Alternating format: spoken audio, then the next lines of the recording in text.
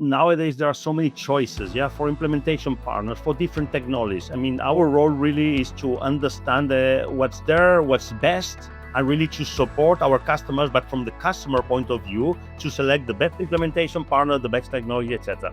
I would put it like this is you go to a big department store or a big hypermarket, yeah, you need to cook a meal today, yeah, and there's so many choices, yeah, you have to have very clear what you want to cook, yeah, and really get the right ingredients. This is basically what we do. Welcome to Speaking of Supply Chain. I'm Christine Bernhardt, Head of Industry Engagement and Alliances at Miebach.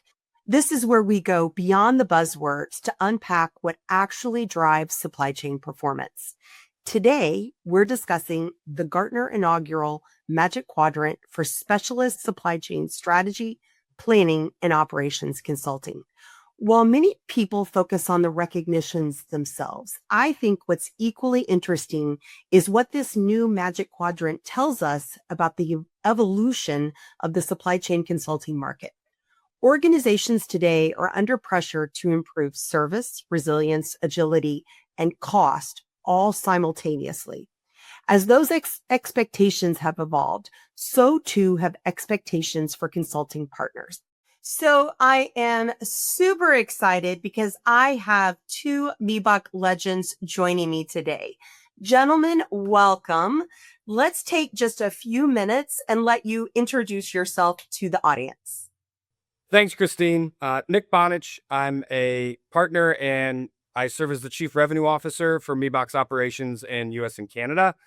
Been with the firm for 15 years. Prior to this role, I led the strategy practice for the region. Jorge? Thank you, Christine. Thank you, Nick. So my name is Jorge Motje. I'm a Chief Growth Officer for the Miebach Group and been working for the company since 35 years by now. Thank you. I love it. Welcome, gentlemen. Super, super excited to have you. I know you guys are both super busy. So for years, Gartner covered this market through a market guide in which Miebach was recognized. Now they have moved to a Magic Quadrant focused specifically on specialist supply chain strategy, planning, and operations consulting. So what, in your opinion, does this tell us about where the market is today? And in your opinion, why the change? And I honestly, whoever is feeling passionate, you can go first. All right, I'll take that nice, easy question first. I think the consulting space is dramatically evolving. Part of that brought on just with the importance of supply chain. After the pandemic, it used to be I had to explain to friends and family what the heck supply chain was. And then all of a sudden the pandemic happens and that word is on the mouth of every board member and every politician. And with that, we saw a space that was already crowded, got much more crowded. You had system integrators offering consulting, you had suppliers of software and hardware offering consulting, and we saw the strategic blue sky management consultancies also come into the space quite dramatically. So I do think it was time for a third party to give some clarity in this space, because what is consulting? Who are consultants? Where is this space going? It's definitely become much, much more complex than, when I started with the firm, over a decade and a half ago. Yeah, I would like to add to what you have said, Nick, also is that as supply chain becomes more relevant for the C-level and strategic decisions that needs to be taken, a global partner becomes also very important. Yeah, and so I think with the Magic Quadrant, then you can really see the market from the global perspective. Yeah, and this is precisely one of our main goals. Yeah, to be able to serve our customers worldwide. Yeah, and I think this Magic Quadrant honors this capability. Yeah. I think part of it is also the evolution beyond individual functional projects, because I don't think that specialization means like functional nuance. I think it means supply chain kind of holistically. Any thoughts on that, Nick? Yeah, I think our thing since our founding 5.5 decades ago was we only do supply chain. Right now, only doing supply chain, that only kind of needs some quotations around it, because It's not just, yeah, we can help with transportation, or yeah, this distribution center needs turned around. It's really, we like to talk about it that we work end to end in two axes. One is kind of the width across the score model, but the other is the depth, that we don't just produce beautiful slides. We do that, don't get me wrong, but it's more than that, right? And we can really partner with our clients all the way from concept ideation, strategy development, through, putting on the steel toes and the hard hats to actually drive those results and, improve the P&L, uplift the customer service metrics. So I do think, and again, this is where this complexity goes into, which is why I appreciate Gartner moving to this Magic Quadrant, because what do you do in supply chain? I mean, supply chain is complex. Find a business, a part of the enterprise that has more systems, more functions, more silos, a bulk of the costs of and ESG of any company. It gets tricky then on, are you a hero in one thing or the other, or how wide, encompassing, and deep does your portfolio go? Right. Okay, so I want to segue just a little bit, because I think one of the things that's really important here is that, what supply chain leaders today are dealing with is a very different environment than where they were even just 5 years ago, 10 years ago, for sure. So what are clients asking for today that they weren't asking for before, Jorge? I mean, you made the statement in the introduction. They want it all. Yeah. So in the past, everybody understood that you could sacrifice service to improve cost, or agility also came at a cost. Yeah, certain redundancy, etc. Nowadays, the ambition is you want to have it all. Yeah, you need to be efficient in cost, but you have to be agile, and obviously service levels should be best in class. Yeah, and it is true that mainly based on the integration of the functions across the enterprise, but also due or thanks to new technologies. In some cases, this is possible, but the challenge is still there. Yeah, and many times supply chains is about compromises. Yeah. You can have it all. Sometimes you really have to make a compromise. Yeah, and focus and really focus on one of the goals. Yeah. Yeah, I think, with this, call it flooding of the market, with everybody saying they do consulting in the supply chain space, we've seen a real appreciation from our customers for the fact that our business model is that, we don't provide any sort of system integration. We don't provide four-party services. We don't provide third-party services. We are a pure play advisory firm. And there's a lot of firms out there that do consulting that also will do the system integration. And I think that's where I want to be careful with my words here.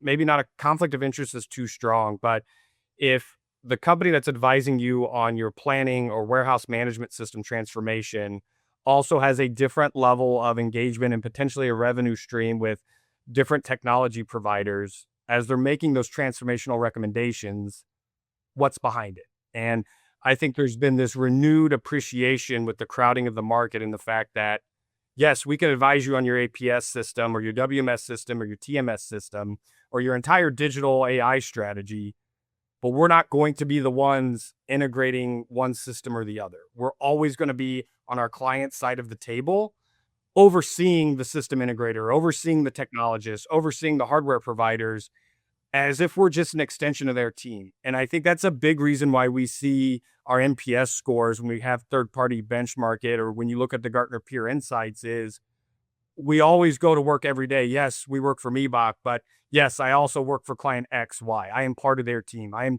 integrated into their leadership. I am part of their culture, because we want to be temporary partners, but stewards and partners of their P&L, their capital, their processes, their governance, as if we were in a direct reporting line part of that organization. And I do feel this renewed sense of appreciation for that was maybe lost 10, 12 years ago, where it was like, I just need somebody to do this. Just get it done. With supply chain being elevated at the decision-making table, that aspect of what we bring to the table, it feels, or what we hear, has a greater importance. I want to summarize just a little bit, because what I heard was speed of value realization is critically important. There's this simultaneous focus right now on cost, service, resilience, agility. They want faster decision making. And yes, implementation support is important, but it needs to be it's some type of agnostic relationship from a software selection tool vendor selection standpoint. I might be a little bit more pragmatic. And I think part of the shift is that customers are no longer looking for recommendations. They're looking for results, right? I don't care how pretty it is. I don't care, if it's the most sophisticated presentation. I want to understand that you're actually going to help drive a positive business outcome. Is that fair? Yes, it is, but this has been in our DNA since ever. Yeah. So at the end, we are really full implementation focused and driven. I think what Nick was explaining is that we are the client's advocacy. So we always sit on the side of the table, let's say, controlling whoever comes and implement. Yeah, and nowadays there are so many choices, yeah, for implementation partners for different technologies. I mean, our role really is to understand what's there, what's best, yeah, and really to support our customers, but from the customer point of view, to select the best implementation partner, the best technology, etc. I would put it like this is you go to a big department store or big hypermarket, yeah, you need to cook a meal today, yeah, and there's so many choices, yeah, you have to have very clear what you want to cook, yeah, and really get the right ingredients, yeah, and this is basically what we do, yeah, and but the key difference is at the end there is a contract that we help draft between our customer and basically the technology partner, the system implementation partner, and therefore we are always somehow defending the interest of our customers. At the end, we are all partners and everybody is sitting on the same table trying to drive the whole but at the end the reality is that everybody has its own interest, yeah, and we are always defending the interest of our customers, yeah.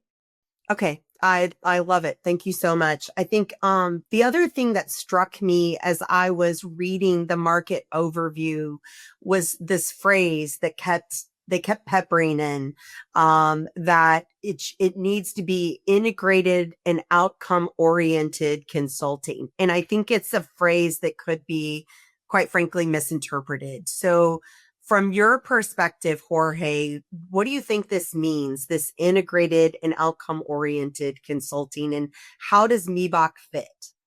Well, first of all, this is a specialized magic quadrant, but for us, specialization is our world. We are supply chain, and therefore, okay, we feel very comfortable in this specialized area because obviously we are not generalists. We know about supply chain. So, and for me, integration is that we really look at the end-to-end supply chain. Basically, at the end, we have to have an holistic view and also not basically go beyond the silos, go beyond the narrow-minded and yeah stepwise implementation and really look for what's best for the whole company, yeah, and outcome driven, again, this is our DNA. I mean, we sit together with our customers until things get live, yeah, making visions a reality. This has been our motto since years, yeah. So we draft visions on a piece of paper, on a PowerPoint fine, but at the end we make it live, yeah. We really bring ideas into practice, and that's our focus, and there is where we feel most comfortable, yeah, when the ideas that we drafted at the very beginning of a journey become a reality. I think Jorge's first point to me is one of the biggest, right? Because we are focused on supply chain, our people are hyper focused in a certain area, but that's still one team integrated together. I mean, just think on the client side, how many times are you interviewing for a VP of transportation or planning or whatever it might be, and you interview a candidate, you're like, yeah, this person's more of a planning person. I don't know if we can have them in transportation or vice versa, right? Are you doing that with your consulting firm? Or are you getting generalists that move from a WMS implementation to a planning implementation to an ops excellence thing? The hyper focus of our people working under our integrated methodology and banner allows us to deliver these holistic programs when needed, or to go super deep on one aspect or the other. But we don't, because we're coming in under this integrated umbrella, we are very cognizant of the fact of, hey, look, let's go something as simple. Had a retail client recently, we were talking about number of docks they needed at their DC. And it was 3x industry benchmark. And the ops team is saying, yeah, but it takes us this long to move the trucks, this many trucks a day. It's simple math. And we're saying, yes, you have a bigger issue upstream. And that's where the opportunity is. The material from your manufacturers, co-manufacturers, private labelers need to come in a way that you can turn that truck every 45 minutes. An hour and a half is crazy. Well, we're having to scan everything. We don't know what's in the truck. All right, we have an EDI topic we need to talk about. We have supplier management topics we need to talk about. So our work, while it may be focused on one aspect, supply chain is so interconnected that you change one lever, you need to be aware of the upstream, downstream effects, but also the real root cause of the problem. I'm a big believer in the 5 whys until you get to the how you fix something. All right, we need more dock space. Why? All right, let's start digging into that. And I think too often, at least what we hear is, yeah, this other firm came in, we told them to do X. They listened to the group that owns X. We optimized X, but then it created issues up and down. And I think that's where the expense of why. yeah. And that's where you got to ask the whys. That's part of that integrated approach of, hey, look, this is one value chain. We got to optimize for the all and not optimize a piece to sub-optimize the system. And that is just very tricky unless you're used to and having been part of these transformation projects to see as something as how number of docks you have and plan time for dock turnaround can affect the whole supplier management and upstream. Yeah, I think the one thing that concerned me about the wording in the Magic Quadrant was that somebody could interpret it not to mean integrated across supply chain, but integrated across supply chain and finance and accounting and treasury. And we're like, no, no, no, no, that's not really what they're defining. They're basically saying, we want to break down the silos across the supply chain, and that you really need somebody that has both strategy and planning and deep operational experience to really do that, so that you're not optimizing a silo at the expense of the whole. At the end, if you look at the supply chain director, a full-fledged supply chain director with a what we understand as the full breadth of responsibilities, yeah, the most advanced, yeah.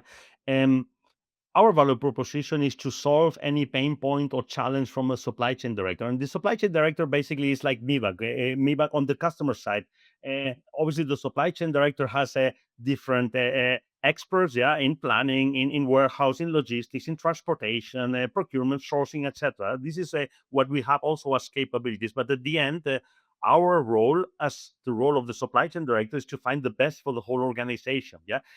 On top of that, this is with all supply chain related functions, but because supply chain is cross-functional to the enterprise, then obviously we need to understand what sales is requiring, what the customers are needing, what finance is expecting. Yeah, but this is also the role of the supply chain director. So at the end, our role, we are the best partner for a supply chain director because we can help him out in any of his responsibilities. Yeah, but also with the same holistic view that we have to optimize everything, not in silos. Yeah.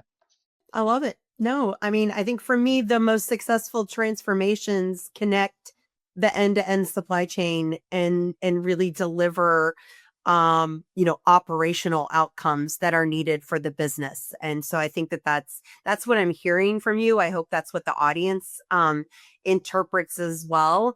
I would love to dig in just a little bit more to what you talked about in terms of vendor independence. And part of the reason that I feel Gartner highlights the growing importance of technology, advanced analytics, digital capabilities, increasingly sophisticated consulting models that are grounded in some type of a tool or technology or, proprietary technique. So how is Miebach balancing the need for technology and understanding technology and independence in shaping how you actually service clients and customers? We believe that our independency is part of our value proposition to the market. At the end of the day, we need to give the best advice to our customers. Is it the right level of automation? Is it the right vendor for automation? Is it the right digital, let's say, tool suite or technology and the right not only vendor but also implementation partner. So at the end, we need to be on the top in terms of understanding all the technologies available, and this is already a challenge. I mean, the market is moving so fast that we have to be on top. Yeah. And we also need to be aware of who are the best implementation partners. But at the end, focusing on only one technology would narrow down our our basically value proposition, that we will help our customers to select the best, and to take the best decisions. Yeah. And this is technology agnostic. Not techno. I mean, there are. I mean, there is a wide variety of technologies that can be implemented for the different functions, and obviously we are aware of them. Yeah, and there are, let's say, rankings, etc. But at the end, each customer has a different need, has a legacy system that needs to be integrated, is operating in a country where support could be better or worse, etc. And this is really all what we need to take care of. Yeah. Nick, what would you add to that? So I think, like, a lot of times, and again, sit there and think about technology. And again, it could be software, it could be hardware. Think about technology and implementations that went wrong. It probably wasn't you picked the wrong vendor, because that's a false binary, right? We should have picked vendor X versus Y, it would have gone better. Maybe, don't know. When you peel back and again start going through those 5 whys, were your business processes clearly defined? Did you have functional requirements and user stories ready before you selected the vendor? Did you base that selection of user requirements, functional requirements, business process requirements? Did you have that cleared out? And was that how you led to your technologist selection? Did you clarify how much you were willing to give on your core business process versus configuration that needed to be done in the system? Were you over reliant on a system integrator that just wanted to get in and out and didn't want to do configuration? Or the flip side, were you too reliant on a system integrator that customized everything perfectly to the letter of the functional requirement, and then you weren't able to upgrade the system without having to do a whole redeployment again? These are the areas where that independence comes in, because you need to look to make sure the system or the hardware is going to meet your business requirements. The configuration is going to be done in a way that extrapolates the most value out of the system without over complexifying the system to make it a nightmare for maintenance and service. I think especially as you're seeing the upgrades and the redeployment moving, heck, find us an execution system, planning system that's not moving to the cloud. That's going to enable more releases, quicker releases, especially as these companies try to stay up on the AI curve. You really have to be very determined and disciplined as you go through this, that you're still protecting the business needs and not overly reliant, or overly going in with clouded judgment on what new release schedules mean. What does it mean how they're going to integrate this into your data? Like, what does this mean? This is where having folks that know enough about each system, and again, with this hyper focus, we have people that are specialized in different systems, so that way we can stand eye to eye. Do you have all that expertise on your bench? And if you don't, and you're just relying on the people that are making money off of you for how many licenses they're going to sell, how many tokens you're going to use, how big the maintenance and service contract is, that's where we feel you have this competing best interests. And that's where we think our significant value add is, because again, our only revenue stream is from our clients that hopefully think they get a ton of value for the money they spend with us. And I do think, though, it's important to dive into the nuance. And I say this with a little bit of a bias because I lead partnerships for North America, is we can partner, we can collaborate. Quite frankly, we should partner, we should collaborate. It's what allows us to get to know these different vendors and tool providers. It gives us access to their product management, their product development. It allows us to influence them in terms of where they're taking their technology, especially given our deep expertise on the operational side. And so I think that our need for deep expertise, our ability to collaborate and partner is important, but only to the point that it doesn't bias our recommendations, which is why we don't have a profit incentive, a revenue incentive with the vendors that we're working with today. And so I think that that's important. And I don't know, Nick, or Jorge, if you would want to add anything to that. Obviously, you've worked for Miebach a lot longer than I have. I mean, I've done a lot of time in pre and post M&A activities for us. And for sure, there's always a strategy firm, one of the MBBs or acronym firms that are leading that overall enterprise wide. And we have had successful. So this independence works both directions, right? Of the more famous consultancies, the ones that can sponsor U.S. Opens and and things like that, we've worked with all of them successfully. And I think this is where, just because the field is more complex doesn't mean there isn't a role for everyone to play, right? We are not the firm for blue ocean corporate turnaround for all of it. Now, have we had carve outs where we handled all of the supply chain, the production strategy, the distribution strategy as part of that and worked with firm XY? Yes.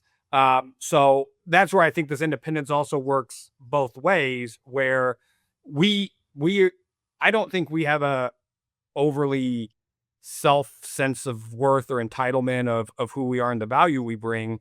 We want to be a good team player on whatever resources you need on your transformational plan. And we will find where we can add value, and where we'll be honest with you, where either we don't think we're the right partner or we know there's a better partner out there. Because at the end of the day, we're also not going to get over our skis and overpromise or get outside that core mission that we feel that we have. At the end, we started saying we are basically on the side of the customer bench. So, but this means that everything that we are basically checking out and making proof of is what Nick explained. Yeah, do you have really the right level of detail? Have you detailed things correctly? Is this harmonized enough to scale it up? Yeah, or is it just too detailed and configured, etc., etc. Having said this doesn't mean that if the customer wants to, we can definitely partner with some system integrators and have a one-stop shopping where our value on top of the system integration value, but working for the interest of our customers, so we put it all together. Yeah. At the end, our role is probably quite similar. Yes. Okay. Now there is a one single contract in which the system integrator works alongside with us, but at the end, the essence is not much more different. Yeah. We play a different role from as the system integrator. We can partner with them. We can have a one-stop shopping for our customers for sure, but our role is really to advise our customers. Yeah. Right. I often tell people we're business integrators, we're BIs, we're not SIs.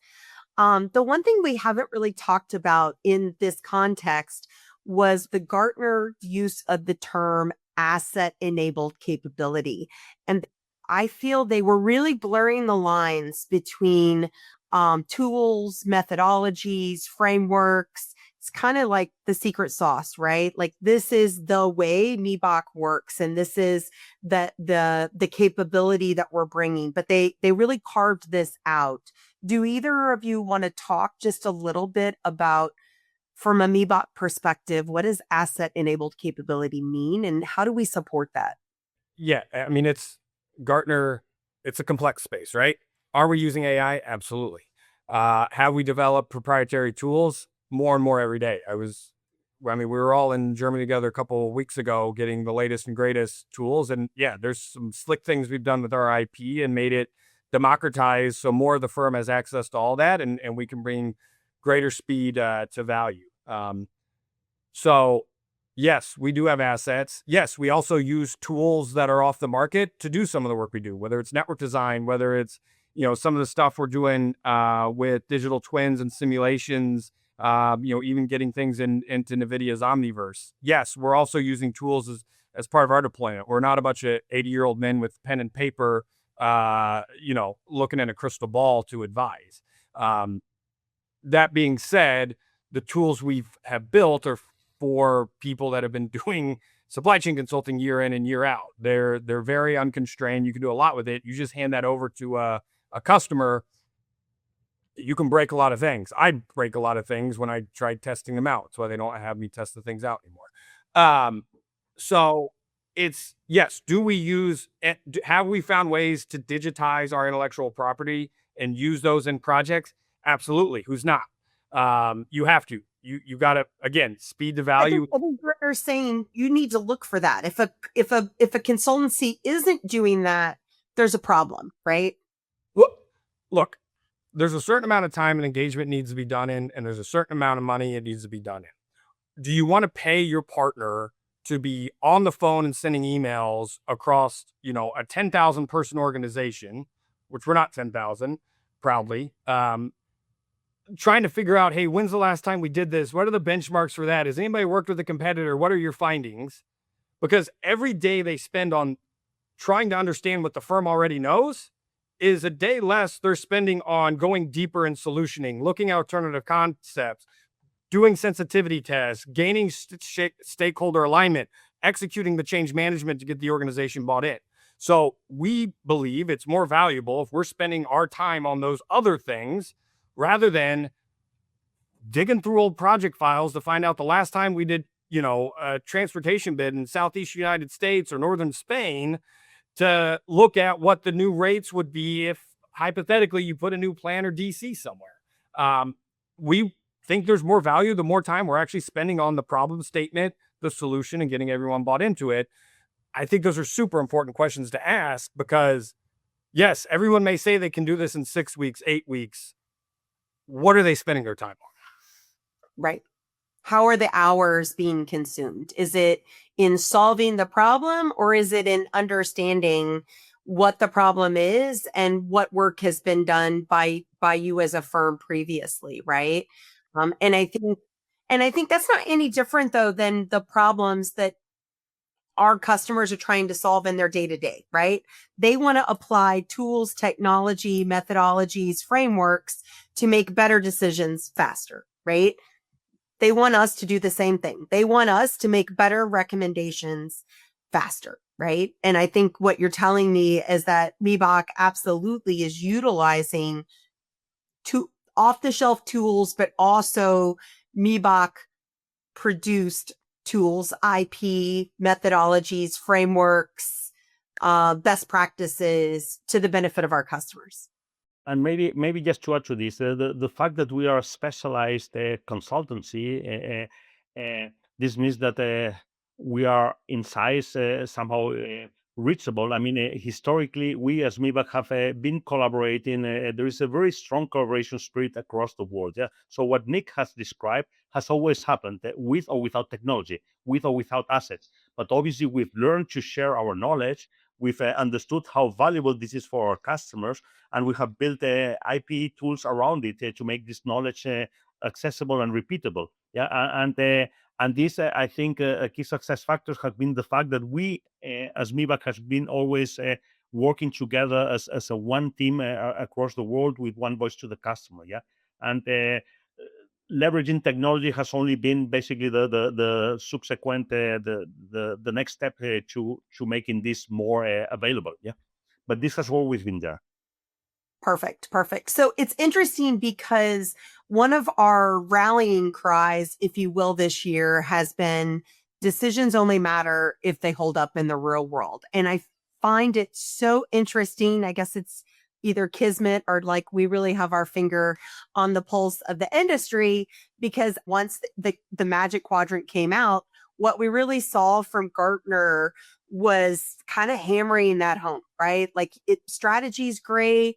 You want to make investments in planning, but quite frankly, if it's not executable and it's not giving you the business outcome that you need, like you need to blow it up and look at it again. So I would love to get each of your take on what does the phrase mean to you in the context of supply chain in the real world when we're talking about, kind of these tangible results.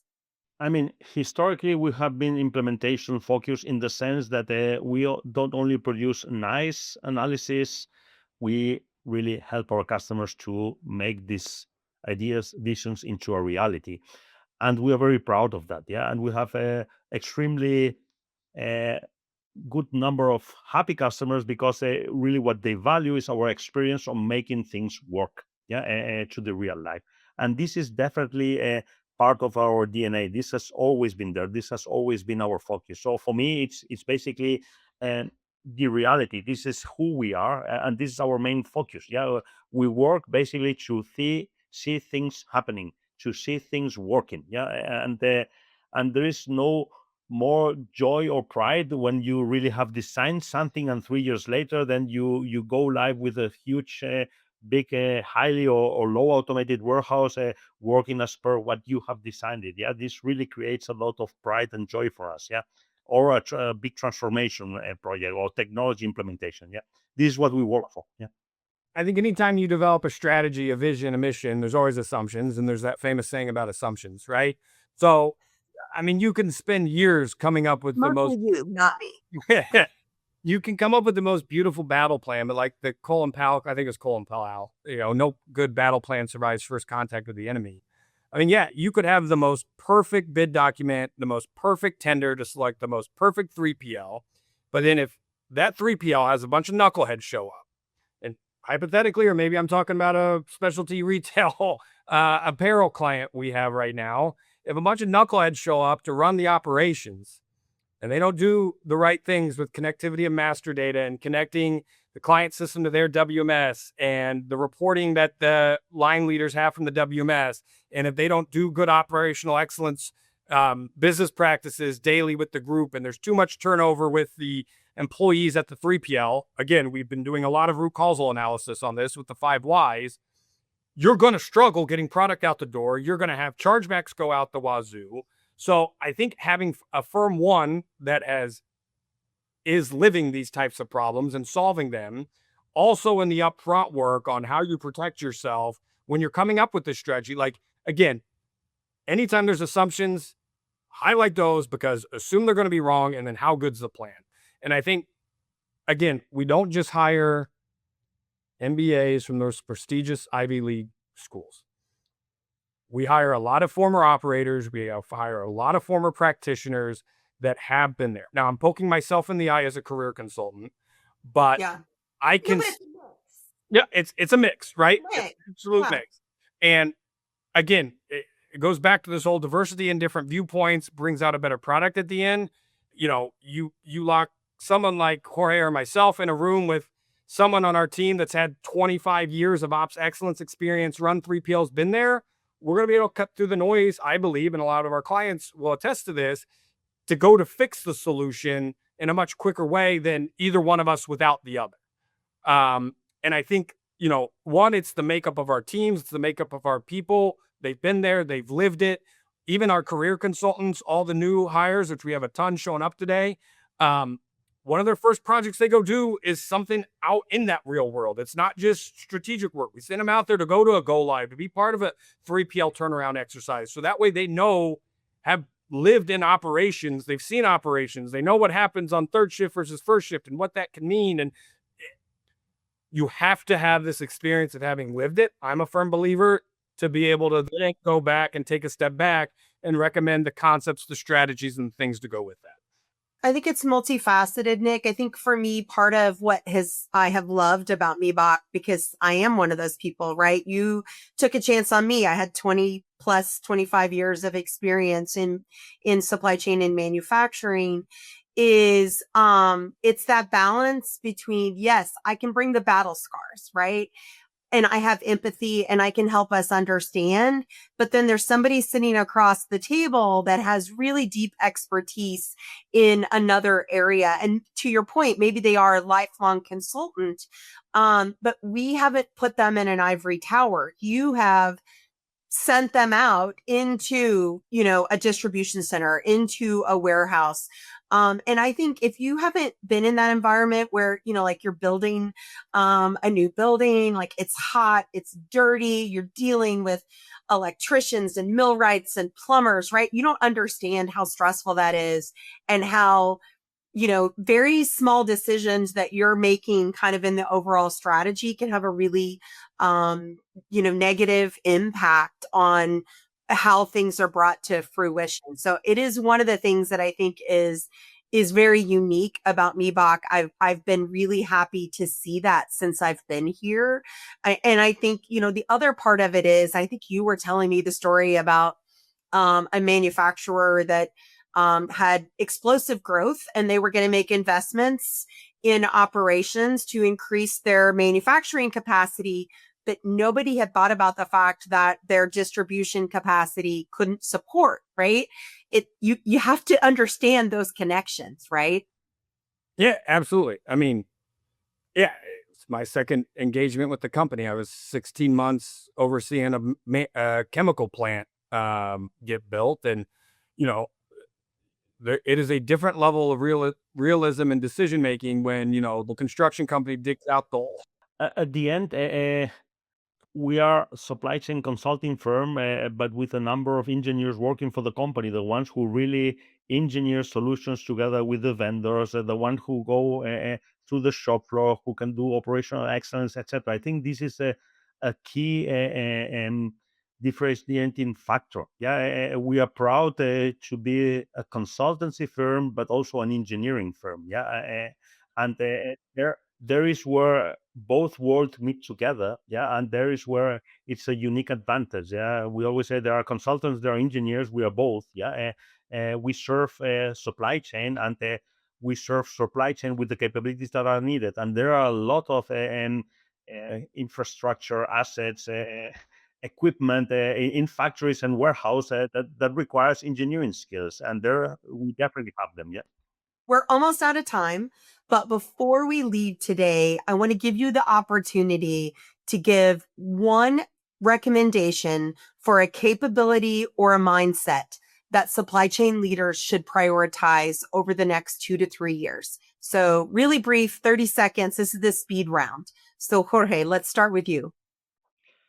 Well, obviously, everybody should have AI in the as a priority agenda, but we should also understand that there are people that have to orchestrate and manage AI. So I think, yeah, technology and AI is a must.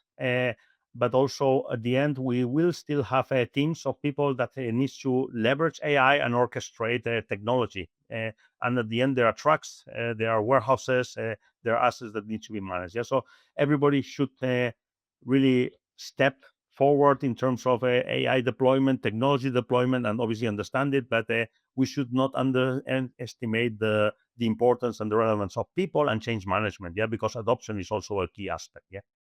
Perfect. Nick, what's your one recommendation? I can't just say hire Miebach and get out of this. I mean, Yes, you yes, can. you can. You can. I mean, Jorge took the easy one with AI. No, but I think the biggest aspect of this is just analyzing where you're getting your information from, right? Is it ChatGPT? Is it folks that have been there and lived it? Where is your advice coming from?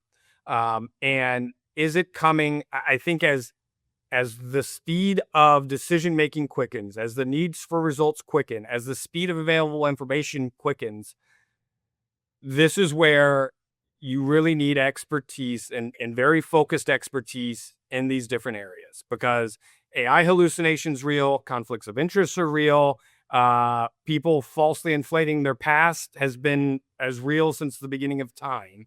And I think really understanding where you're getting your information from, what's the background of that group, what are the assumptions being made? Because again, when you go into execution, forget all the assumptions.